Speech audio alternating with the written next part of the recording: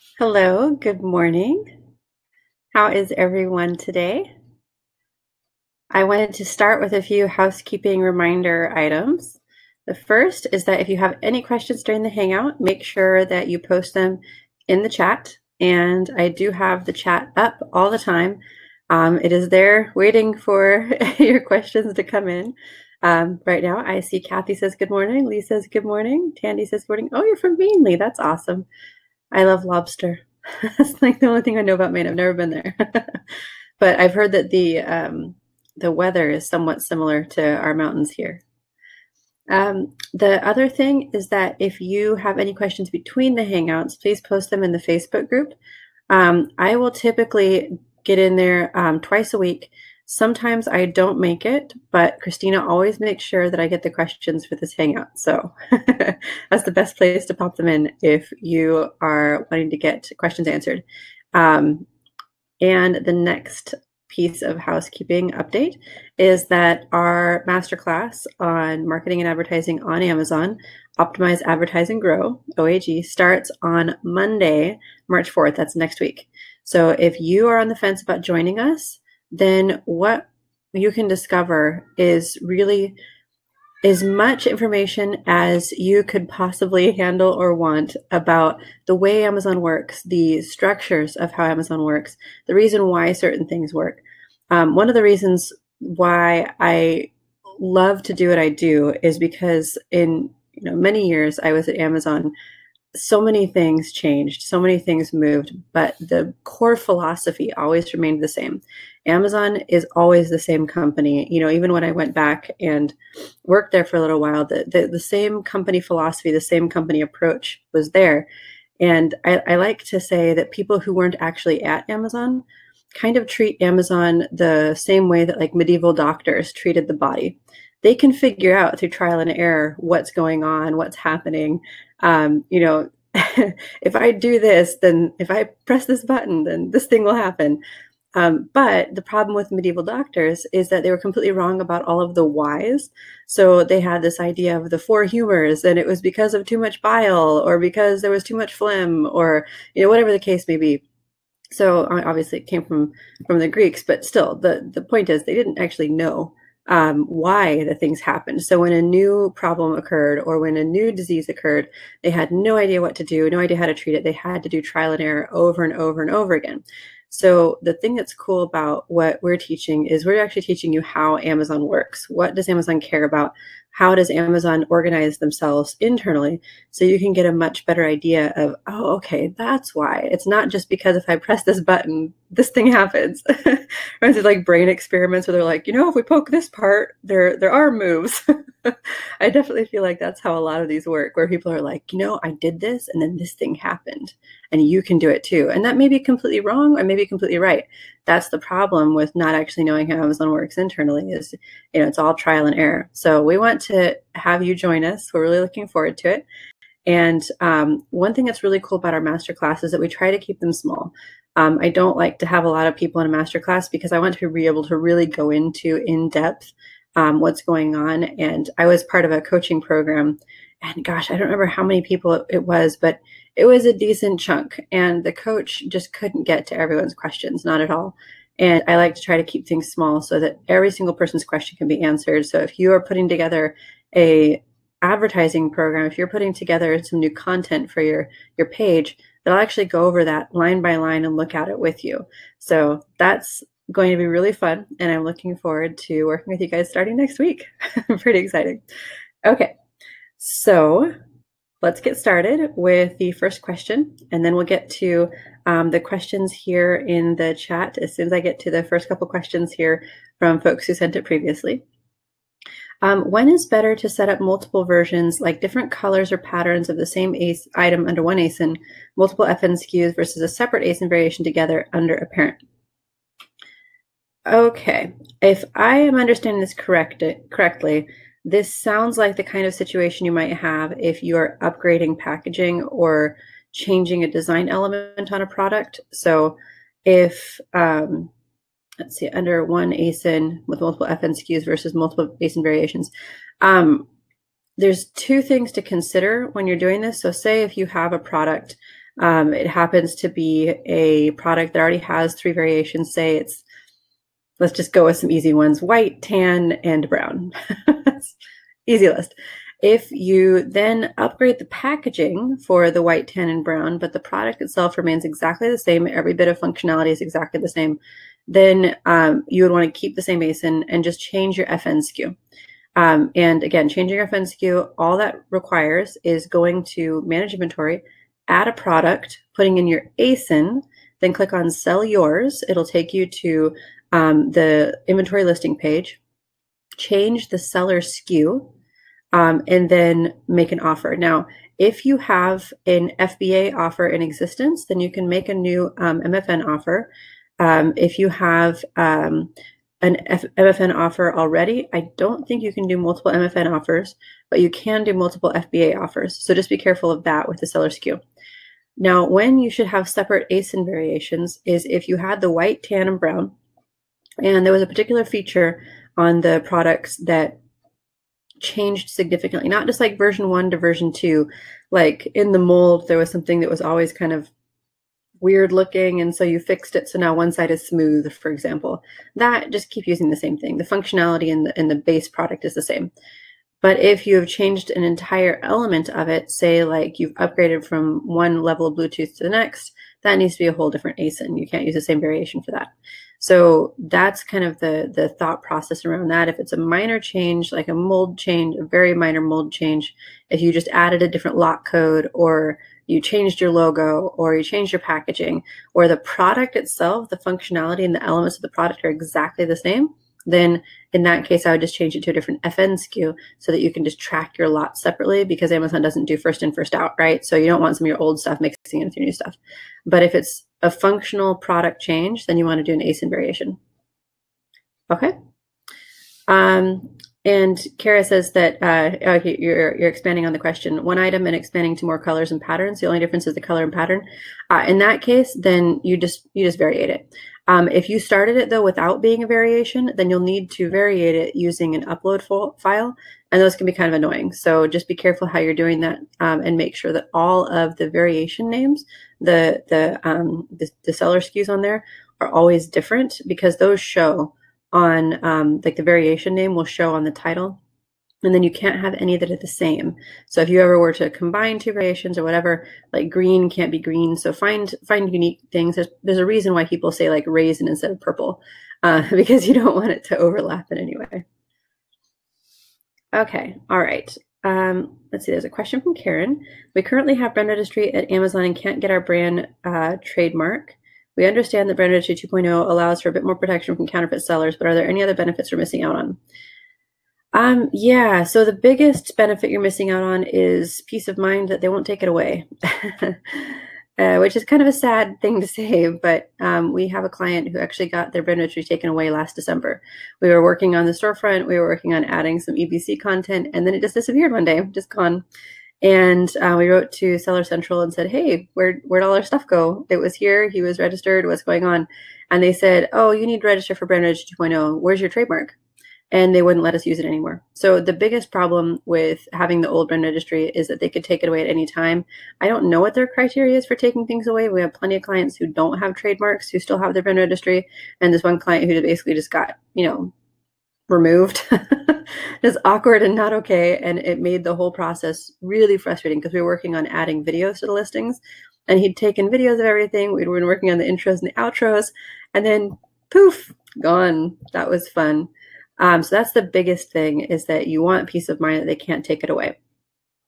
So the other benefits that you're missing out on are essentially nil. It's really just access to brand registry 2.0's interface right now. And so that is, that's really it. They haven't made any changes between brand registry 1.0 and 2.0. It's essentially the same thing. The only thing that you don't get is the ability to file reports in that really simple manner on brandservices.amazon.com. And so then you can just like click on the offending party's ASIN and say bad guy and like shoot him down. So sometimes that's also ineffective, because Amazon kind of, the employees who are doing it sometimes overdo it and then send you a warning for your own product. That happens all too regularly. But that's the main thing that it allows you. So in terms of a brand registry 2.0, don't think of it as what does brand registry 2.0 get me? Think of it as when is my brand registry 1.0 going to get taken away unceremoniously with no fanfare, with no warning by Amazon? They already told everyone in May of last year they were taking it away. So who knows when they're going to take it away from you, right? That's the most frustrating thing, is they're not being transparent. They're not being upfront about how they're going to do this. So I personally would move forward with some sort of trademark anyway. If you can't get your brand trademark because somebody else has it, or because somebody else contested it and made it difficult, find something else that will work. We had a client who couldn't get their brand name trademarked because it was too descriptive. So like, you can't have apparel in your name or clothing in your name if you are selling clothing. That's part of the problem with a lot of trademarks, because people don't think about how USPTO thinks about it. So in that case, they had a unique word before the word apparel. And so they used that and then said try our, and then the word that they had before apparel. And so then they can still keep the same website URL. They can still keep the same business name. All of that can work, but their trademark is unique enough that it can be trademarked on its own. So you can do something that's like a combination of your existing trademark and still get that trademark protection, which is really, really critical. And then Karen, if you are interested, we can work with you to take care of this from Mexico. The reason why it's important to consider Mexico is the timelines for getting it are anywhere between 16 to 20 weeks, sometimes as short as 12 weeks, although that's really, really solid. But the average is around 20 weeks. And the reason why that's really important is because in the US, the average is 12 to 15 months. So you can get things done quite a bit faster by doing them simultaneously. So running US and Mexico, and try to get that. But the fact is, no matter where you go in any of Amazon's marketplaces, Amazon will recognize that trademark. So they're in Mexico, they'll recognize Mexican trademarks. Even Australia is fairly quick. It's like 6 to 8 months, relatively speaking. And then Europe is 6 to 8 months, but the US is just so slow.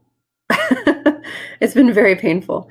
We have a trademark that we're waiting on right now that was registered in, I think, August of 2017 because it was contested. So it took a while to resolve. So it's just so long to work with the US. Okay, next question. I was going to redo my storefront for 2019, but realized the second page, 2.0, hardly gets any views. Part of the reason is the whole Amazon layout is confusing to even know that there is a second page. Should I just focus on redoing the first page of the storefront and delete the second? And the idea is that it is so hard to get any unpaid traffic to storefronts. So one cool thing is I do a lot of discussion of storefronts in OAG. The other thing is that we will be doing a storefront and UBC challenge later this year. To answer the question, it's a little bit more complicated than that. What you should be thinking about with your storefront is you should be thinking about the home page as kind of a catalog intro to your brand, right? That should be about the brand concept, who you are as a brand, what you stand for as a brand. And then your pages should be considered more like landing pages in a way. It depends on how many products you have. So we've got a couple clients with hundreds or thousands of products. And what we do there is we actually break it up by, if you were going into a store, what aisle would you go into? And the second pages are the aisles. And then there's the third level of page down is the landing pages. So say if you're going into a store and doing cleaning supplies, and I'm just using this as an example, then you would have the home brand page, which is, say Clean It Quick, just as an example. And you talk about Clean It Quick's brand philosophy, some really cool top selling products of Clean It Quick's, and at the bottom have a product grid of all of Clean It Quick's products. Then your header pages at the top of the storefront would be brooms and brushes, mops, sprays and wipes, etc., where you'd go over the different types of things that you have for Clean It Quick. And then under brooms and brushes, you would have an individual landing page for each of the products where you'd want to have a video, you'd want to have up close pictures. And then what's most critical for storefronts is you actually need text. It's really critical to have text. A lot of people for these pages, they'll just put a product grid up and say, hey, good luck, it's great. That is completely useless because Amazon doesn't index anything on the storefront. But guess who does? Google does. So if you want to make sure that people actually get to your storefront, we actually get most of our storefront traffic from Google. Obviously, you can't tell exactly where, but it says other sources. The only other sources that are out there, if you know anything about internet traffic, is Google. On our website, 99% Google, 1% everybody else, Bing and Yahoo. Like, come on, it's all Google.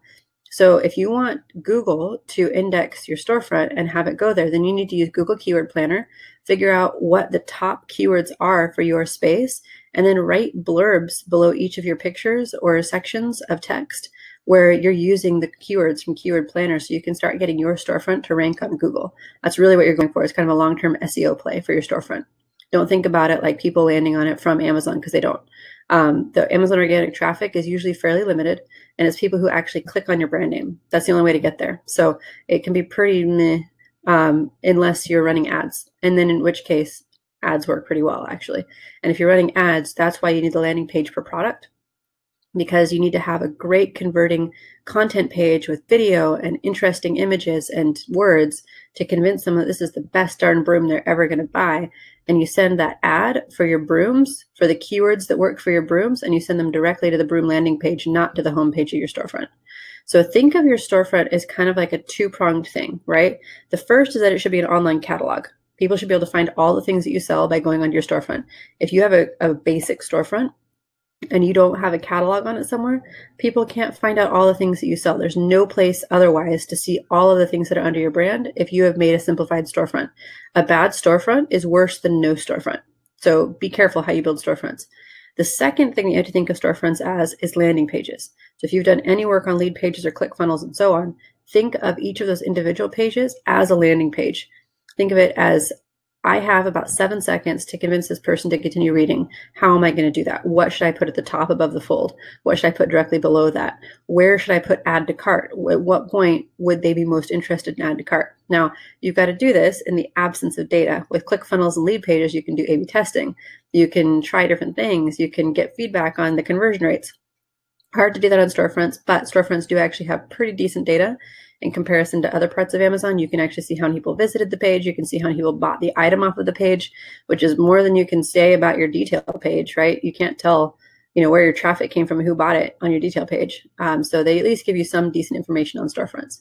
So I would say that maybe the question here is not so much about, storefront is bad. It's back up a little bit and think about your storefront more as an opportunity to tell your brand story and to have a converting landing page, right? Especially for those of you who have brand registry and you're trying to get people into your world, the storefronts allow you to have multiple videos per page. So if you were trying to show how to use the product, how to, any sort of brand story about the product, you can actually get multiple videos on a single page. Is that going to convince people? I don't know. You need to test things out. You need to try things and obviously include the text.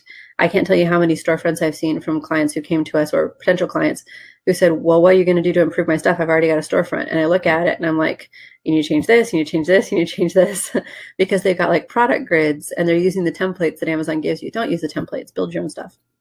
It's more fun. Okay, next question. I'm having a problem figuring out how to request a merge for my ASINs, which are the same product, but only a different size. If the request for merger is successful on .com, can they still be kept as individual ASINs for other platforms like .ca? If it's a different size, then you should not be merging it. Basically, a merge is when it's literally the same product and someone created a duplicate ASIN. So it's literally if someone got onto Amazon today and made a duplicate of my ASIN, whatever that might be, and then I found it and was like, hey, dude, that was my ASIN, and then I file a merge to get their data merged into mine so that theirs doesn't show up separately in the search. It's intended to prevent people from getting share of your product when they shouldn't be creating their own listing. So a merge is not for products of different sizes. You should be variating if you have a product of different sizes, not merging. Okay, next question here from Tony. I'm dealing with a foreign hijacker situation and I had a few questions. One, for some reason, all their messages to me don't show up in the Amazon internal email system. How is that possible? I always have responded through contact the seller link. 2, I'm doing a test buy despite it being a private label product of Brand Industry 2.0. Many hijackers simply put a false tracking number and then cancel the order. What is the best way to handle that? Keep placing new test order. Okay, so for one, for some reason, all their messages to me don't show up in the Amazon internal email system.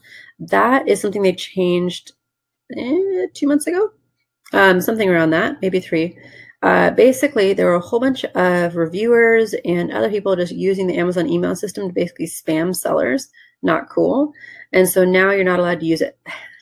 We've been able to send, I think, 2 or 3 messages before you get cut off, and it says, no more messages for today. Have a nice day. And then you have to wait for the person to respond to you. And if they do no response needed, instead of responding to you, then you don't get to send another message. It's done. So they basically have changed the game as far as how you contact other sellers. So that may be what's happening.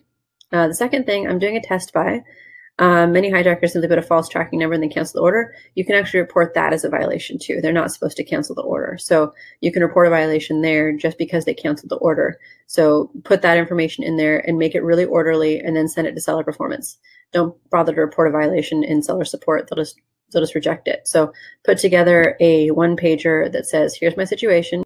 I have a hijacker. I don't sell to any wholesalers. This appears to be a company based from outside the United States. And here's the order that I made. Here's the information that they provided. It's not a real tracking ID. I can't verify it at any of the sites. And they canceled my order, which, as far as I understand, is against policy. Can you please review this seller? And you'll get an email back saying, thank you for sending this. Unfortunately, we cannot update you on any of our internal investigations. And then that's all that you'll ever hear.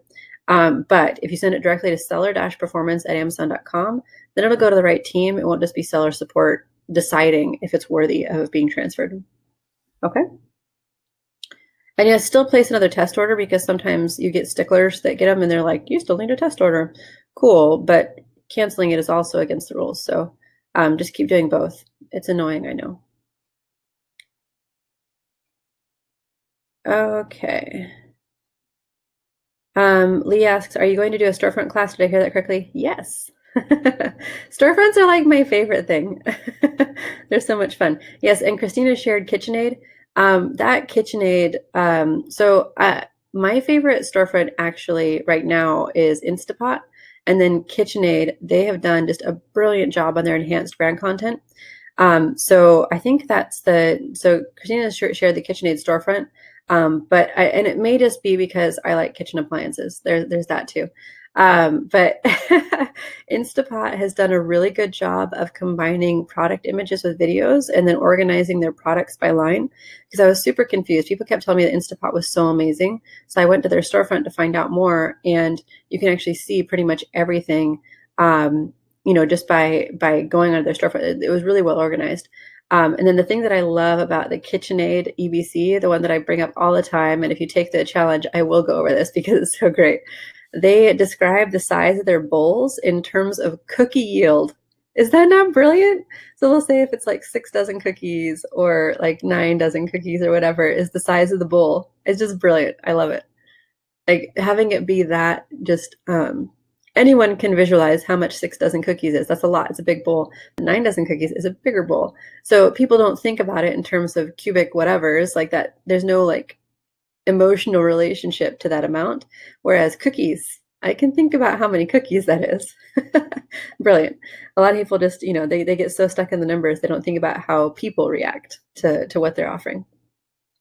Okay, next question. Google rewards keyword updates as new content. Does Amazon? Does it pay to tweak listings on Amazon? And if so, is this why changing the price by even a penny can sometimes stimulate sales? Yes, Amazon does reward new content. I would be cautious about using the word reward. It does cause the item to be re-indexed. So what that means is that if you change your keywords in your title or your bullets and you delete keywords or you add new keywords, Amazon has to refigure out where you fit for those keywords. And so it does basically kind of rejigger the whole thing. Now, you got to be careful about how often you do that, because on Amazon, at least, when you change something like the primary image or the title and bullets, often in the short term, what we've seen is that the listing actually drops a bit. So you've got to be careful about how often you do this. I try not to have my team members update more than once a week. depends on if we're trying to get things overhauled. If we're getting things overhauled, then fine, we'll just keep working on it until it's fixed. But if it's something where it's optimization, I try not to ever have them optimize more often than once a week, and typically actually do it once a month because of this issue where each time you change the title and bullets, Amazon has to like relearn. It's like, oh no, you changed something on us, we got to change it. And so instead of being more like a reward, is an interesting term for that, I would actually say that it can be a little more of a challenge on Amazon where they're redoing what you index for. That is good though, in a way, if you're coming at it from a place of not having enough keywords, or the keywords were not good enough to stimulate traffic to your listing. You're getting results from advertising that are saying these are the words that convert. Well, change everything to the words that convert, or the words that get the clicks and the sales, because that's what you want to get, right? So it's worth changing it, but just be prepared that it could go up or down on Amazon. I don't know if reward is the right word, but it definitely does change how your item is indexed in the A9 search. Okay. So question, I want to get started with selling private label products on Amazon, and it looks like people are saying going to the Canton Fair in China. There are even travel groups to do that. Yes, there are a lot of them. But it looks like there's another way based on your website and the videos I watched. Can you tell me more? I'm trying to weigh my options and maximize my budget. What do I need to know? Yeah, we get a lot of people who are like, oh, I went to the Canton Fair, so I'm totally good.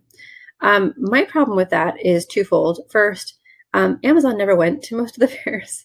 Just to be clear, for the first 5 years or so, Amazon did everything through email and phone calls. No visiting fairs, no doing anything like that. There wasn't budget for it. So a lot of people get started and they're like, oh, I'm just going to spend $5,000 on going to a fair. I'm like, you can spend your $5,000 on more useful things than that. There's other things you can do. I also don't recommend Alibaba either. So there's a couple of different approaches that folks use that kind of make my eyes get big. The first, because traveling to any sort of show or anything that is that big, it's that far away, that's that much effort, you're really spending a lot of time and effort on that part of it. And unless you're coming into it with a really clear idea of what you're going to produce and why you want to produce it, going to a fair isn't that helpful unless you're buying off-the-shelf stuff, in which case, sure, fairs can be very helpful. It depends on what you're trying to do, right? If you're trying to do something custom, going to a fair is not going to help you very much. You're going to need to find other ways to find a supplier that will work for you. Typically, a sourcing agent is going to be your best bet there. If you are just looking for kind of things to resell and try to find suppliers to sell you stuff for cheap and then sell it for more expensive on Amazon, Source Direct at ASD is in the US, it's in Las Vegas. There are cheap flights to Las Vegas all the time and reasonably priced hotels in Las Vegas, and you can meet suppliers directly there. Now, are they the best suppliers? It's up for debate. I mean, but they are direct suppliers, and it's a lot cheaper to go to Las Vegas. So when you're thinking about, I really like Kevin O'Leary on Shark Tank. He's my favorite. And if you watch Shark Tank, that should tell you a little bit about my personality, because I think he's fantastic. But what he says about money is, he says money is little soldiers, and you're sending them out each day. And at the end of the day, you don't want them to get killed needlessly. You want them to come back with more than they left with in the morning. And if you're spending all your money on a trip to Canton Fair, I just don't see that as a good use of your little money soldiers. That's all. So maybe after you've already established a couple of product lines and you're looking for compliments, you can send one of your team members in China. We actually do that for clients. So if they need someone to go to Canton Fair and look up specific things, we'll actually send someone from China to Canton Fair for them. That's going to be a lot cheaper for you than going yourself. So I think what we charge, and Christina knows the exact amount, but I'm pretty sure it's $250 a day. So $250 a day to go.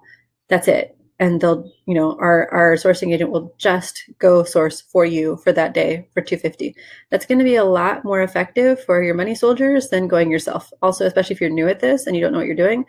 Stella used to be a sourcing agent for Toys R Us. She's definitely going to be better at it than you or me, or even anyone else except for her, because she's been so experienced in sourcing. So I personally am not a big fan of going to the shows.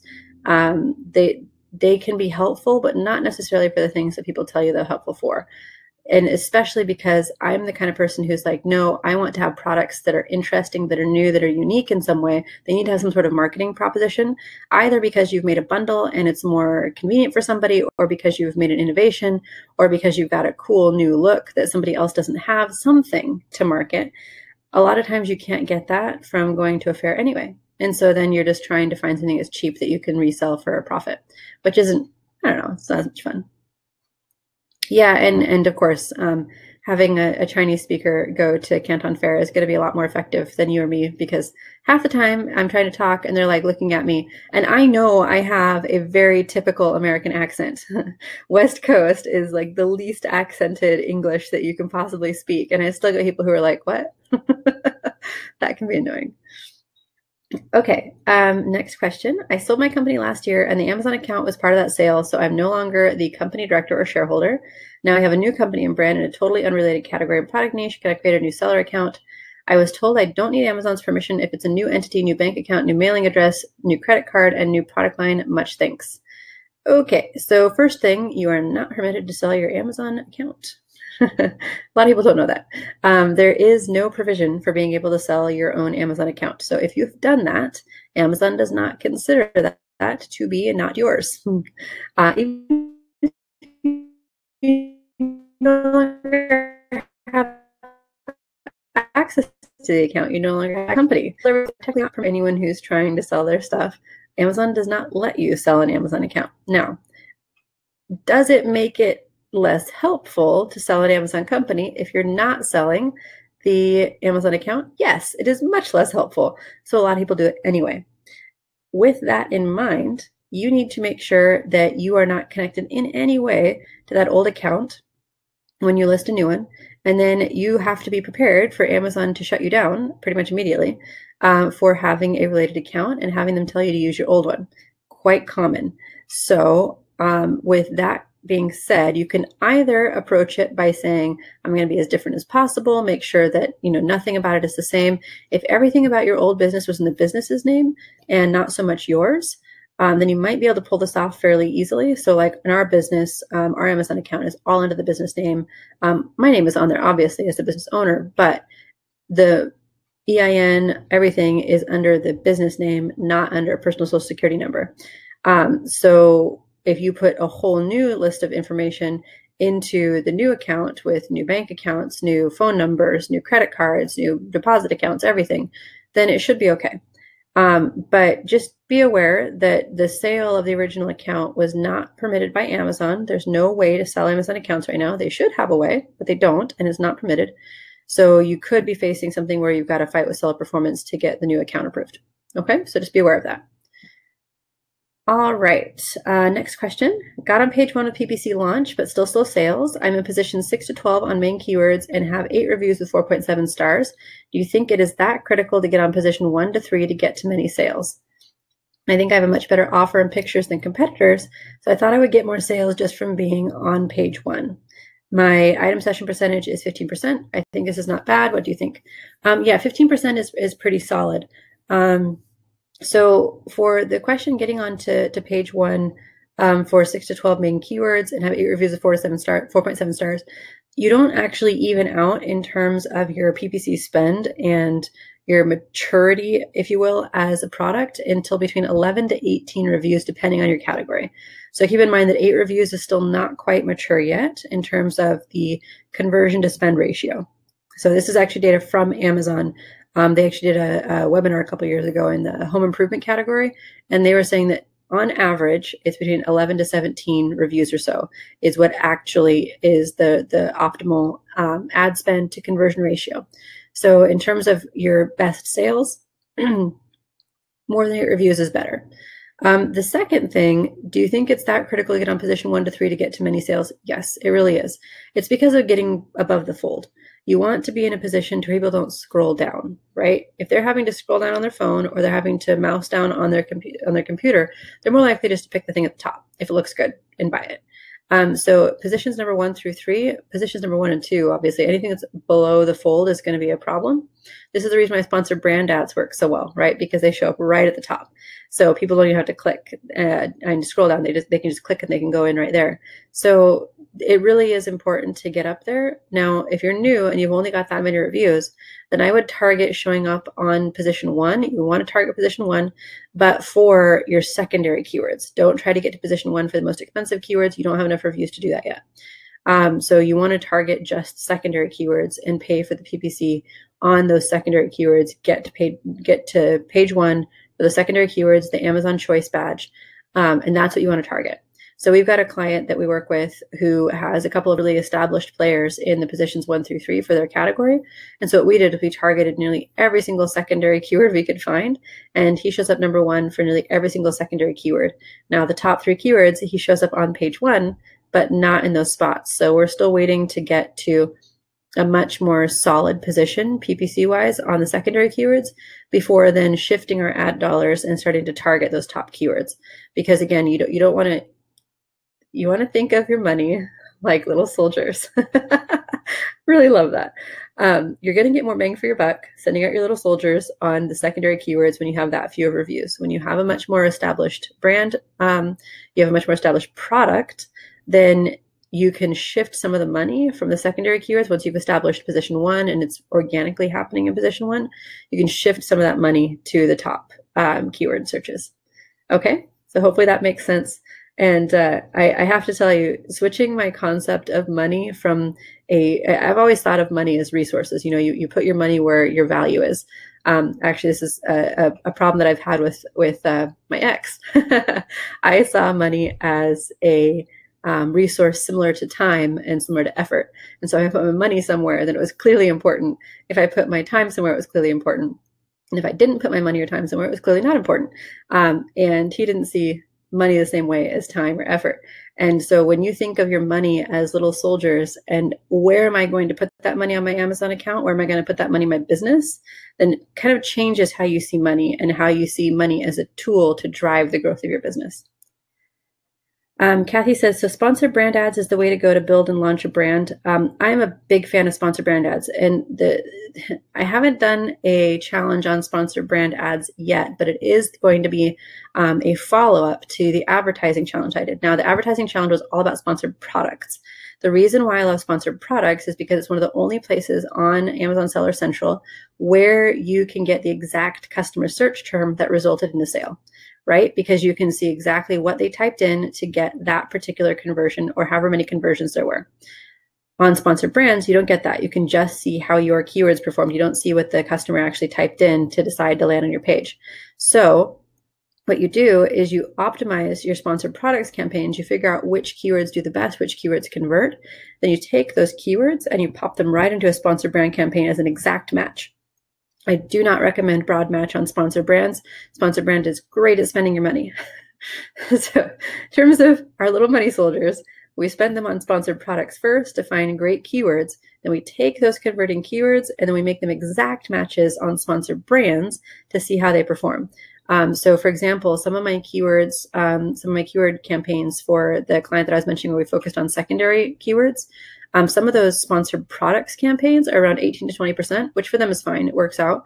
But the same keywords in a sponsored, that was sponsored products campaign, the same keywords in a sponsored brands campaign going to their storefront, because the storefront has more visuals, video, better content in terms of conversion. We treat it like a landing page. The conversion rate there is actually 11% ACOS. So much better. So same keywords, same product, but you're going to a storefront landing page with the same keywords instead of the actual detail page. And because you can restructure that in the storefront and make a different landing page, now suddenly you have much better ACOS. So 11% ACOS versus 18 to 20. Now that's, still only 7 to 10%, but when you're talking about funneling thousands of dollars a month into ads, that's a big deal. It's a big deal in terms of your conversion. It's a big deal in terms of your sales. Yes, you have to build a storefront first. You can run sponsored brand ads to a list, but that just takes them straight to the detail page. So what's the difference? So the storefront is really critical to making all those keywords work. We do a lot of work around videography and imagery. 360-degree photography is a big part of that. We actually invested in a turntable just for this purpose. So we actually have a turntable and do 360 photography for clients. And even though that hasn't come to the individual detail page yet, which it will, I know it will. They've already launched it for vendors, so it's coming to marketplace. But in the meantime, we actually will put that on Storefronts. So we just got the turntable set up and running a couple weeks ago. We've already started working on this to get it launched for our clients, because having that look, having that better than in-store experience, like an in-store experience with a tester even, that's really what we're trying to replicate. So you can have a product, see it all the way around, all 360 degrees from different angles too. You can like tip it on its side and do it that way too, depending on the product. And then have multiple, angles, pop out images. You can do so much with the storefront that you can't do on the detail page, where you're so structured, where there's the bullets and the images and the EBC, and the EBC has certain things. Like, you can just do so much more with the storefront landing page. So that can make it to where, there's two sides of an ad, right? The first side of the ad is what you're bidding on, where you're targeting. And you can have an amazing targeting solution. You can have awesome targets. You can be exactly the right keywords.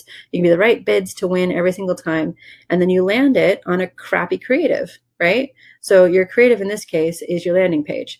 And if you land your ad, your customer onto a crappy page, either detail page or storefront, you're not going to get the sale no matter how good your ad is. But sometimes I see people who are just like, oh, my ads just aren't working. And you look at the numbers and you're like, no, your traffic's great. You have great traffic. You're definitely targeting the right thing. People are confused about your product. They don't know why they should buy it, or they think it's too expensive, or it won't work. There's various reasons that people don't convert. And so that's what you kind of have to target is, first, am I getting the traffic? Yes. Then I have a problem with my page. Or I shouldn't be sending traffic to my page. I should be sending it to a storefront where there's a video. We got about 10-15% conversion jump just from adding a video to a page for a client, because his product was a little bit confusing as it was. And so adding the video explained exactly what the product was for, exactly why it was better than everybody else. And his conversion rate jumped by, I think it was like 6%, then went up to 18%. Pretty darn big difference. So EBC detail pages are also great, but the problem is the structure. So with the storefront, you can start with the video and it's right there front and center. So someone can look right at a video if that's the most important thing about your product, or you can do pictures side by side and then text. EBC is really helpful. It's just a different format than the storefront. That's all. And you can't do multiple videos stacked on top of each other like you can on a storefront. So it's just a different approach. EBC is very helpful, especially on mobile, because it shows up first. So from anything where you have young people as your target audience, EBC can be really helpful. The problem with EBC is that the video shows up as an image, not in the actual EBC itself. And so when the person is scrolling on mobile, they have to scroll through all of the EBC, past the bullets, and then they see the video. And that can be frustrating. Or they can scroll over, but most people don't swipe right. So that's the biggest problem, I think, with EBC, is that videos are the most effective way to communicate, and they're kind of hidden on the main detail page. Whereas on the storefront, if you land them on a landing page, the first thing they can see is the video, or the second thing they can see is the video. And presumably you put together some time into your video and made it a really great converting storyline, and that is going to get them to buy. Okay. Kathy, landing on them on page 1 of the storefront or the product page, that really depends on what you're trying to do. I actually will do A/B testing where I'll do both. So I'll do the same list of keywords, and then I'll have, I'll spend like $20 of my ad budget on landing them on the home page, $20 on the landing page, and then see which ones convert better. So that's one thing you can A/B test, is which page will work out better.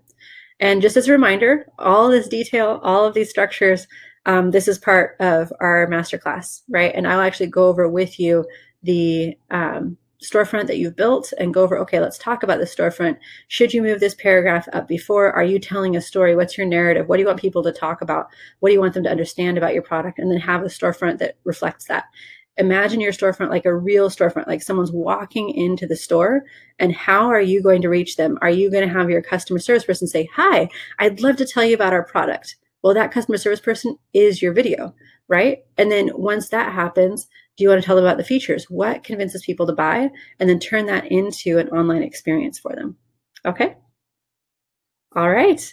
I, again, would love to have you guys at our masterclass. It does start next week.